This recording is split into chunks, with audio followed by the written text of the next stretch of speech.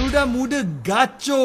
Sejarah dicipta di mana buat pertama kalinya Indonesia lolos ke semifinal Asian Cup setelah menewaskan Korea Selatan. Antara semua jiran kita, Indonesia yang menunjukkan peningkatan bola sepak paling maju dewasa ini. 9 tahun yang lepas, Indonesia kecundang di tangan Korea Selatan dalam pertandingan yang sama. Tapi pagi tadi, Garuda Muda telah mengayamkan pasukan favourite. Memang kelas yang berbeza. Sepatutnya game tadi boleh tamat dalam 90 minit kerana Indonesia banyak peluang untuk skor. Lebih-lebih lagi mereka yang pegang game. Memang sukar untuk Korea Selatan pecahkan bentuk Indonesia yang compact. Gol mereka pun datang dari deflection dan counter attack. Gol pertama Rafael strike padu gila bye. Tanpa banyak ruang, dia boleh menjana tenaga dan membuat rembatan kuat ke top bin. What a goal weh. Boleh menang Puskas ni. Kematangan dan chemistry yang ditunjukkan oleh budak-budak Shin Taeyong ni memang terbaik. Abang suka tengok cara mereka gerakkan bola dengan confident dan tepat macam tiki taka Barcelona. Kalau prestasi ini diteruskan, tak heran kalau mereka yang menang Asia Cup ini. Pada masa yang sama, boleh juga layak ke Olimpik. Kita sebagai fans Harimau Malaya memang dengki, tapi pada masa yang sama kita tumpang gembira. Teruskan terbang tinggi sang Garuda Muda. Wow, kalau saya nggak salah dengar tadi guys ya, abang dari Malaysia ini sempat mengatakan kalau kita dari fans Harimau Malaya memang dengki. Oke, jangan ada iri dengki di antara kita ya. Ya, bolehlah iri untuk yang positif aja ya. Semoga ini menjadi motivasi bagi Malaysia untuk bangkit sepak bolanya guys ya. Kita juga harus terima kasih nih kepada influencer, tiktokers ya, teman-teman di Malaysia yang mereka sudah membahas ataupun menghebohkan ya tentang timnas kita. Meskipun banyak teman-teman di sini yang kemarin ikut berkomentar bang, itu mereka cuma cari view aja ya, itu cuma cari followers aja ya. Gini guys ya, mau dia cari view, mau dia cari followers ya, memang itu sudah hal yang biasa dalam sosial media guys ya. Tetapi yang terpenting apa yang dia bahas, apa yang dia sajikan, itu menjadi poin menariknya ya. Oke, kita lanjut. Guys, berikutan kejayaan pasukan Indonesia ke separuh akhir Piala Asia bawah 23, ada satu video ni memang buat aku rasa meremang betul. Korang pergi tengok video ni.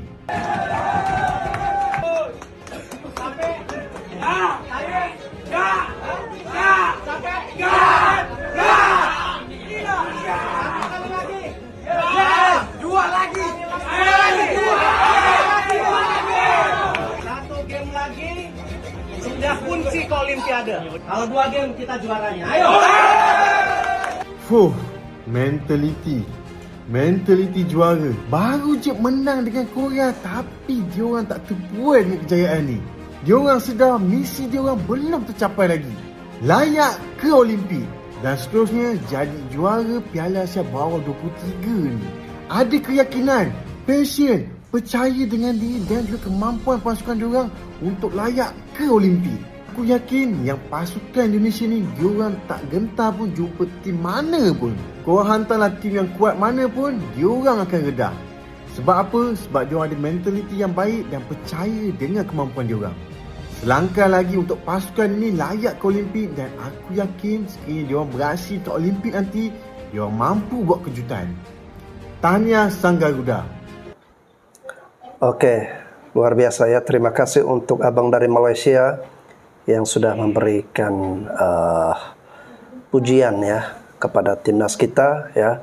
Saya sebagai orang Indonesia tentu merasa tersanjung, tetapi ingat ya, untuk Garuda Muda jangan kita besar kepala, jangan kita merasa sombong, jangan kita merasa bahwa kita sudah berada di atas segala-galanya ya. Tetap gunakan ilmu padi abangku ya, tetap rendah hati dan semoga dengan prediksi-prediksi dari berbagai arah guys ya, kita mampu memenangkan Piala Asia U23 ini guys ya. Oke guys ya, reaksi orang Korea pas tendangan Hafner. 부담이 될 거거든요.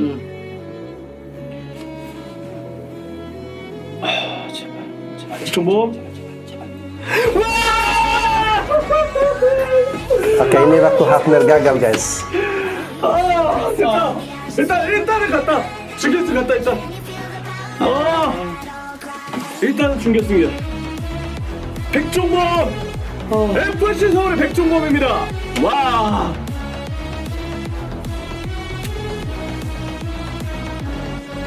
잠깐! Udah mulai kaget. 아, 그 라인에서 바로 안 떴나? 킥하기 전에? 그거야? 설마? VR. 근데 가만히 그냥 별 자세 없었긴 했는데 뭐야? 다시 차라고 하는 다시 거야. 하라는 거야. 왜 뭐가 문제지? 라인에서 발이 이거는 맞아요. 이거 맞아. 이게 라인 선상에 발이 밟는 건 아니더라도 그 선상에 걸쳐 있어야 되는데 앞으로 나왔기 때문에 이거는 네 다시 하는 게 맞습니다. 아우 오늘 진짜 한 번 더 막으면 돼. 오늘 축구 왜 그러냐? 한 번 더 막으면 돼. 아 이거는 어쩔 수 없어. 진짜 룰이야. 진짜 이건 룰이야. 한 번 더 막으면 돼. 그리고 이것도 순간적으로 백정범 선수가 약간 이게 너무 급했을 방금 거 카드 받을 것까지는 아니죠. 그럼 받아도 상관없어.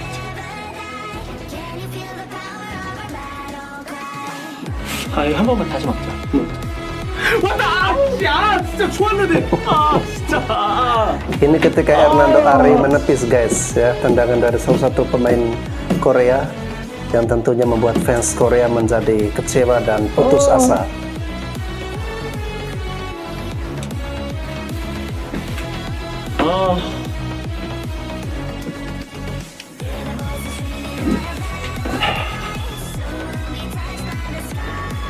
자, 다음은 Hei Korea, kalian itu suka bikin cewek-cewek sama ibu-ibu kami tuh nangis sama drakor kalian tuh. Nah, sekarang giliran kami yang bikin cowok-cowok kalian nangis lewat sepak bola. Rasain.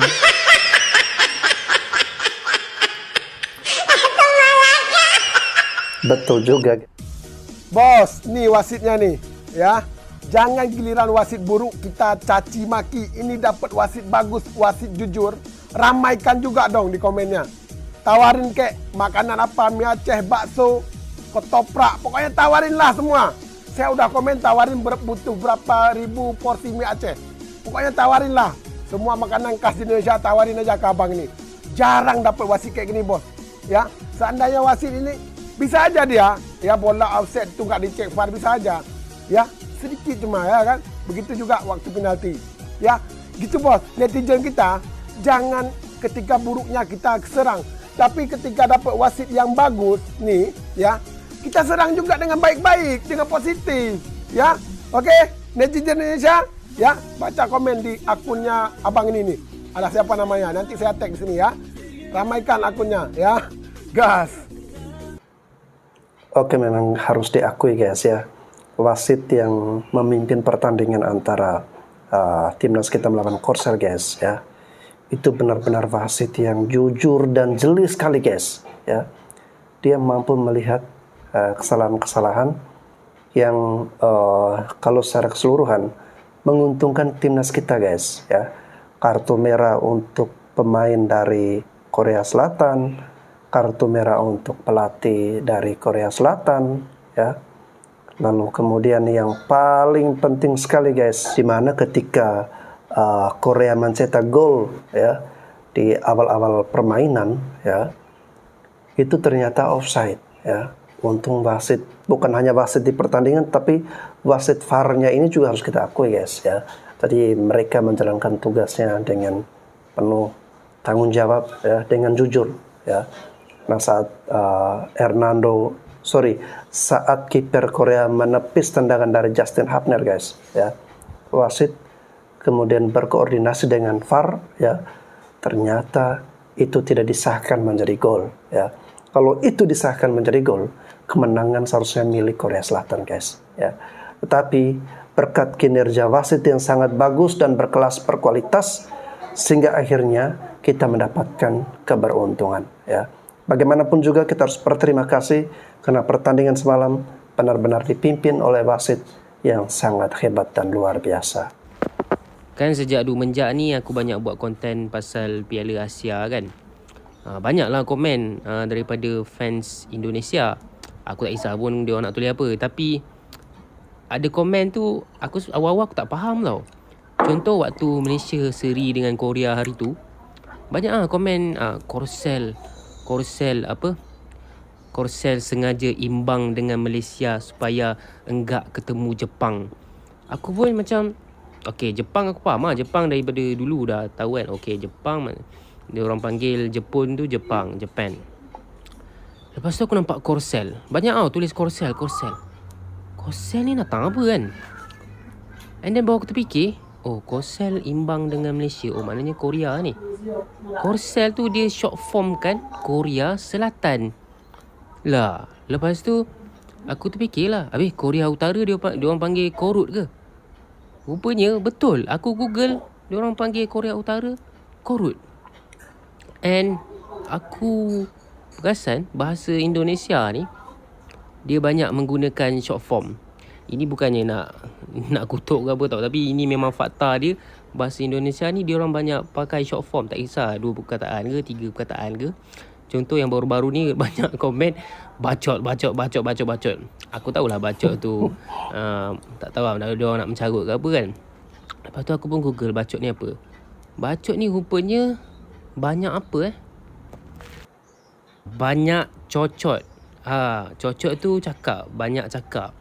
Maksud bacot tu macam kalau dalam bahasa Melayu dia sembang lah. Kau ni sembang je lebih. Kamu ni bacot. Itu maksud dia rupanya. So agak interesting juga bahasa-bahasa Indonesia ni. Dia banyak pakai short form dan aku Google lagi banyak short form yang dia pakai. Itu knowledge baru lah. Jangan marah Oke guys ya, ini juga sama ya soal bahasa. Kemarin saya juga bingung ya. Malaysia gagal pusing ya. Saya pikir wah mereka pusing kali ya. Atau mereka sakit kepala atau apa gitu guys ya. Ternyata pusing yang dimaksud itu babak selanjutnya gitu atau putaran selanjutnya gitu ya.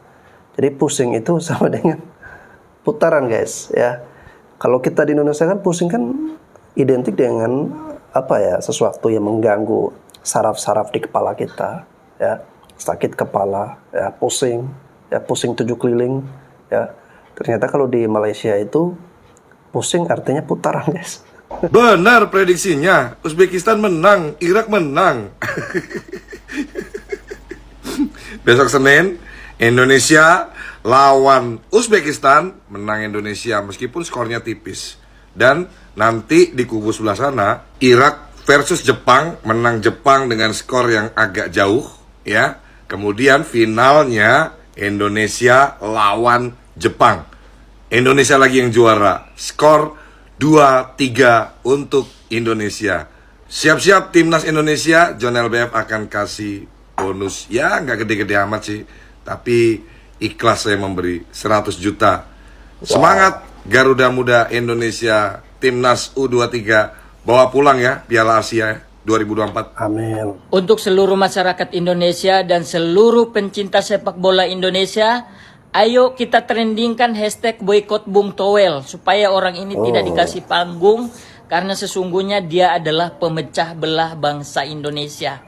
Dia itu sebenarnya bukan mengkritik, dia benci, itu penyakit iri hati. Jadi tolong kita trendingkan hashtag boykot Bung Toel. Pokoknya platform mana yang undang dia kita serang juga, kita boykot juga platformnya, biar kapok nih orang. Bung Toel, kalau habis ini lu masih ngebacot, ayo kita cari ring tinju yuk, berantem aja kita. Nggak takut saya lawan kau. Ayo, sampai patah-patah kita. Video ini khusus untuk idola saya Bung Toel dan pemain timnas Indonesia U23. Pertama, saya ingin mengucapkan terima kasih sebesar-besarnya kepada Bung Toel yang selalu mengkritisi timnas, pemain naturalisasi dan Sintayong. Seluruh kritik Bung Toel yang dalam tanda kutip sangat masuk akal, tanpa disadari menjadi bahan bakar timnas dan Sintayong untuk membuktikan kualitas dan kelasnya sampai saat ini dan seterusnya. Kedua, katanya Bung Toel, kalau disuapin terus sama Erick Thohir enak betul Sintayong gitu loh. ya, maka dari itu, saya selaku owner Hairnet Studio dan Hairnet Profesional ingin ikut menyuapi Sintayong dan pemain timnas U23 dengan memberikan, pertama, potong rambut gratis seumur hidup sampai anak cucu untuk pemain timnas U23 Indonesia beserta jajaran staf yang berada di Qatar saat ini. Kedua, layanan 24 jam untuk pemain timnas U23 Indonesia, dan kalau seandainya mereka datang ke Hairnet Studio nggak perlu booking, langsung aja duduk. Yang ketiga, gratis produk Hairnet profesional sepuasnya untuk pemain timnas U23 beserta jajaran staf yang berada di Qatar saat ini. Dan khusus untuk Bung Toel, saya cuma bisa bilang makasih, udah itu aja. Oke, luar biasa ya. Timnas kita mendapatkan banyak bonus guys ya. Dari bukan hanya abang ini guys, tetapi masih ada beberapa yang lain, belum lagi nanti ketika mereka benar-benar membuktikan kualitas mereka dengan menjadi juara di Piala Asia U23 untuk tahun ini guys ya. Pasti akan dibanjiri dengan bonus-bonus, surprise, door prize dan sebagainya, pasti akan banjir mengaliri untuk merayakan atau sebagai hadiah terima kasih kepada mereka guys ya. Tetapi ya, untuk rezeki itu semua yang didapatkan ya, jangan lantas membuat mereka menjadi besar kepala, sombong ya, tetapi tetap yang terpenting asa terus kualitas ya. Ini semua sebagai bentuk terima kasih, bentuk rasa syukur masyarakat Indonesia atas pencapaian timnas kita. Semoga terus berkembang guys ya. Sepak bola kita terus mengalami kemajuan ya. Selalu mengembangkan pola-pola permainan yang cantik, agresif dan luar biasa, tentu enak untuk ditonton ya. Oke guys, kita lanjut. Bung Toel ini barangkali ketika dia berkaca, dia berkata kepada dirinya sendiri gitu, kau harus jadi Rocky Gerungnya sepak bola Indonesia. Bung, timnas kita kemarin menang, mana lompat-lompatmu, mana tanganmu tidak terangkat, kulihat biasa-biasa saja. Ada apa? Apa yang menahanmu? Gengsi? Telanjur aku bawel, biarlah terus-terusan aku bawel. Begitu. Kita semua bahagia loh ini.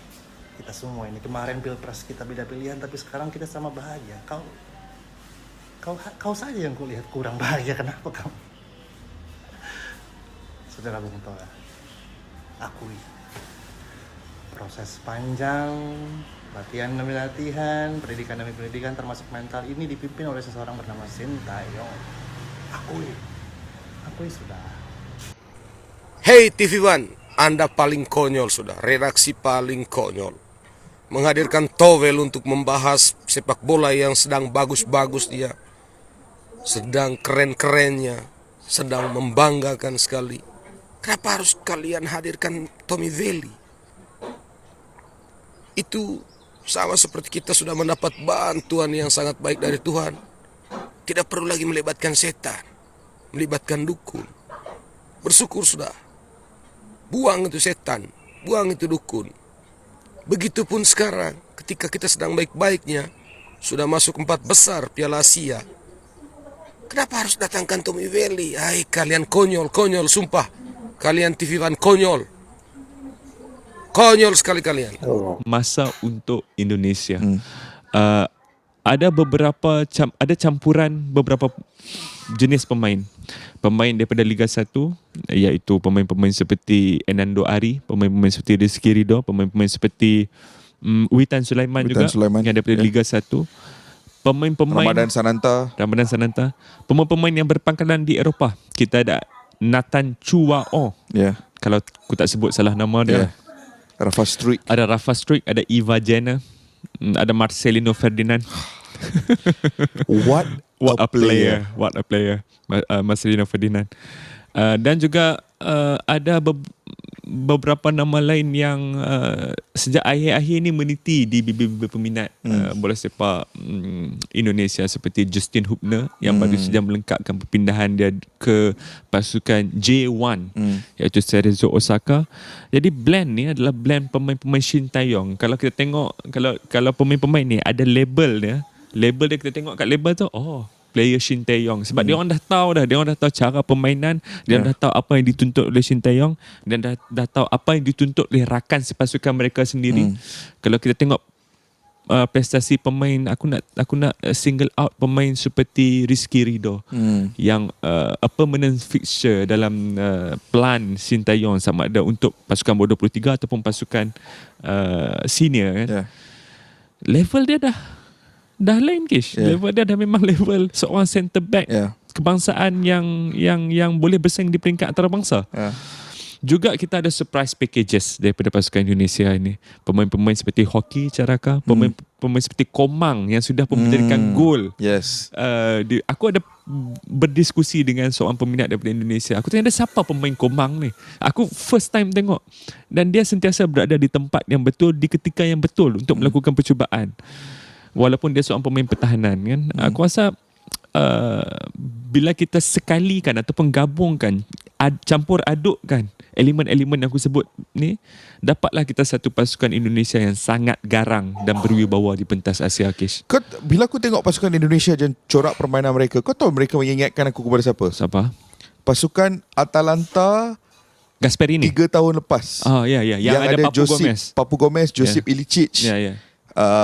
Setup tu lebih kurang sama kan, 3 di bawah. Betul, setup tu lebih kurang sama, tapi it's the way they play. It's the cara mereka beroperasi dengan bola dan juga tanpa ada bola, dan keberanian yang ada pada pasukan ini. Dia macam ni, dekat Asia Tenggara ni, bagi aku ada satu wabak yang akan sentiasa membelenggu bola sepak.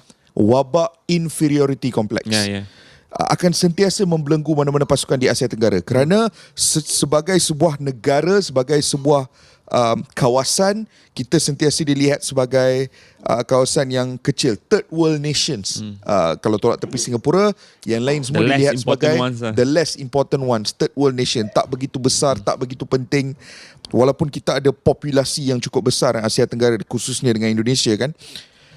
Tetapi inferiority complex, di mana kita sentiasa rasa kita lebih kecil, kita lebih kita tidak cukup bagus, kita tidak sebesar negara-negara lain.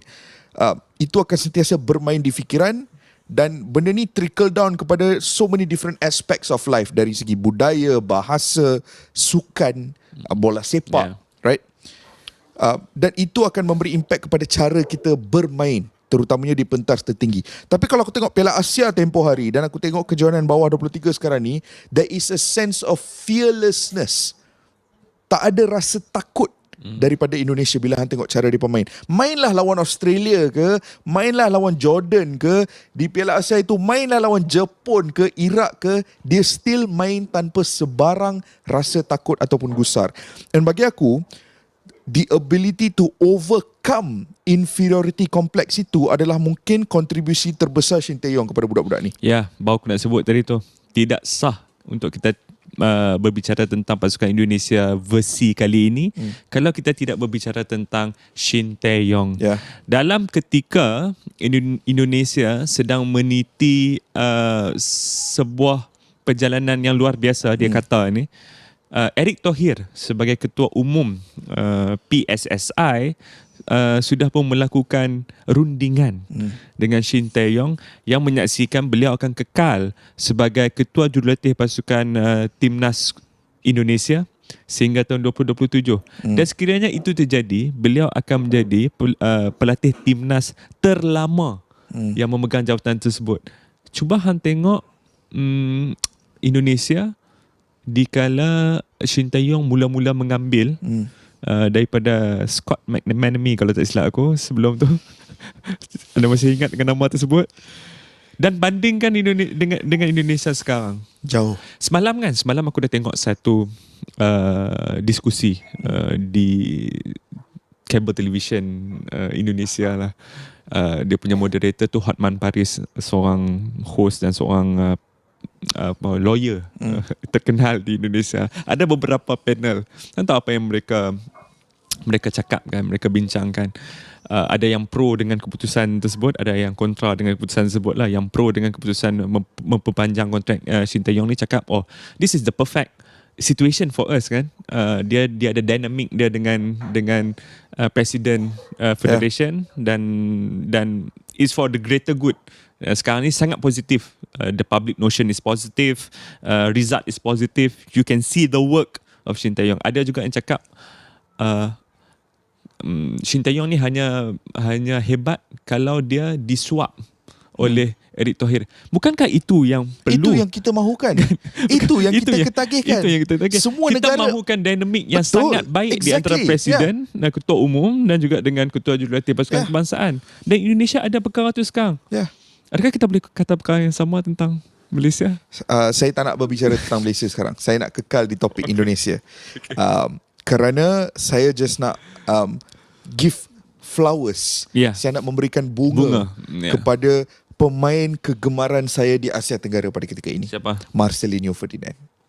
Tak boleh lah Faiz. Dia ada swagger. Dia ada swagger. Dia ada swagger. Dia ada fearlessness. Dia ada body language dia di atas padang. Gerak geri, lenggok badan dia. Cara dia memegang bola. Cara dia hold bola. Cara dia mengambil play the penalti. passes, cara dia mengambil penalti. He is such a cool character. Dia kadang-kadang bila hang tengok pemain bola sepak ni, kadang-kadang they are really good players, tapi tak semestinya sedap untuk dipandang mata. Ya. Sometimes you can watch the best players in the world, tapi kadang-kadang tak semestinya mereka sedap untuk dipandang dengan mata kasar. Tapi Marcelinho Ferdinand sedap sangat kau nak tengok dia main. It's very appealing to the naked eye. Easy on the eye. Easy on the eye kalau bak kata dalam bahasa Inggeris kan. And it's setiap kali aku tengok dia, aku akan dapat 1 atau 2 atau 3 extra bits about him yang hang akan mula suka. Dan dia adalah pemain yang tengah betul-betul set the tone for this generation of Indonesian footballers. Yang tengah betul-betul set the tone. And aku rasa Marcelinho Ferdinand plays an important role dalam pasukan. Bukan dari segi permainan sahaja, tapi dari segi, hang bayang sekarang ni hang ada squad yang mana ada pemain-pemain naturalisasi dan warisan, dan kemudiannya hang ada pemain-pemain yang berpangkalan di liga domestik. Kadang-kadang untuk hang melangsungkan perkahwinan antara dua komuniti ini bukan sesuatu yang mudah. Tapi kalau hang ada pemain tempatan, pemain yang lahir membesar dengan budaya Indonesia melalui sistem bola sepak di Indonesia, yang kemudiannya sedang beraksi di Eropah, dia akan menjadi jambatan di antara dua komuniti tersebut. Wow, gila guys ya. Saya sangat geleng-geleng kepala ya dengan podcast dari orang Malaysia ini guys ya. Begitu detail mereka memperhatikan ya. Begitu respectnya mereka, begitu seriusnya mereka mengamati bagaimana perkembangan sepak bola Indonesia ya. Bagaimana suasana sepak bola di negeri kita guys ya. Dari Sintayong, Erick Thohir, pemain-pemain kita ya. Lalu kemudian di Hotman Paris Room juga mereka saksikan perdebatan antara Towel atau Tommy Veli dengan Coach Justin ya. Itu juga mereka bahas di sini guys ya. Menurut saya mereka benar-benar interest atau sangat tertarik sekali ya. Bahasa kita bilang kepo guys ya. Ingin tahu ya apa nih resep bumbu dapur dari Indonesia sehingga bisa menghadirkan permainan-permainan yang menurut mereka ya sepak bola kita itu mengalami kemajuan yang signifikan ya. Nah ini kita juga merasa senang, bahagia tentunya guys ya dengan komentar-komentar, pendapat-pendapat dari orang luar, terutama negara-negara di kawasan Asia Tenggara ini guys ya, yang sudah mulai rame-rame memperbincangkan ya, terus membahas, terus obrol-abrol ya ngobrol sana sini, gosip sana sini tentang sepak bola kita ya. Ini menjadi pekerjaan bagi kita semua ya, terutama yang berada di jajaran timnas ini ya, untuk senantiasa bagaimana terus meningkatkan kualitas permainan sepak bola Indonesia ya. Untuk semakin maju, semakin percaya, tunjukkanlah kepada dunia bahwa Indonesia ini hebat, Indonesia ini luar biasa ya. Ini menjadi obrolan di podcast di mana-mana guys ya. Sungguh sangat keren sekali. Ada kesempatan sejarah yang bisa kita lakukan sama-sama.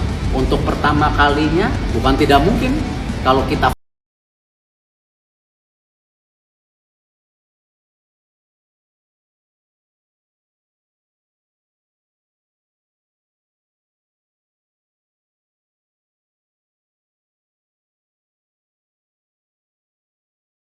buat sejarah sama-sama sama kita kemarin di SEA Games. Mau buat sejarah lagi? Hah? Kalau saya official yang ada di sini Coach Shin, PSSI, dan saya yakin kalian juga sama. Nggak puas hanya sejarah masuk kejuaraan U23 saja. Ada mimpi yang lebih gede lagi. Tidak mudah. Lawannya Australia, Qatar, dan Jordan yang kemarin final. Saya pernah bilang sama kalian waktu sebelum main SEA Games, kalau mata kalian bisa ngelihat mereka di lapangan, seperti waktu itu kita ngelihat Thailand dan Vietnam, sama kalian juga lihat mereka, saya yakin kita tidak kalah sama mereka.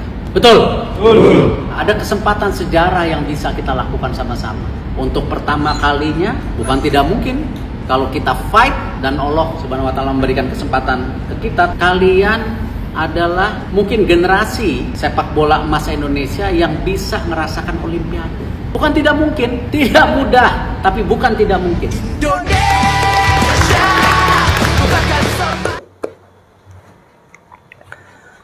Saya bangga dengan timnas kita, saya juga bangga dengan Pak Erick Thohir guys, ya.